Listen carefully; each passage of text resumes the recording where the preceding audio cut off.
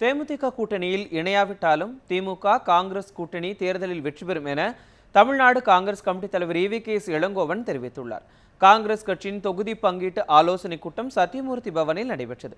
இதில் EVKS இளங்கோவன், தங்கபாலு, யசோதா, தனுஷ்கோடி ஆதித்தன், திருநாவுக்கரசர், கிருஷ்ணசாமி உள்ளிட்டோர் கலந்து கொண்டனர். பின்னர் செய்தியாளர்களிடம் பேசிய EVKS இளங்கோவன், திமுகவுடனான தொகுதி பங்கீடு, தேர்தல் வியூகம் உள்ளிட்டவற்றை குறித்து விவாதித்ததாக தெரிகிறது. அப்போது தேமுதிக தங்கள் கூட்டணியில் இணையாவிட்டாலும் தேர்தலில் நிச்சயம் வெற்றி பெறுவோம் என்றும் EVKS இளங்கோவன் கூறியுள்ளார்.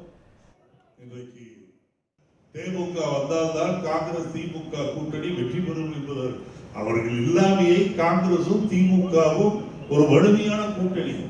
இந்த கூட்டணியை கட்டப்பாக வீட்டுக்கு அனுப்புவதற்கு நான் பலமுறை சொல்லி இருக்கின்றேன். அதுதான் எங்களுடைய கருத்து.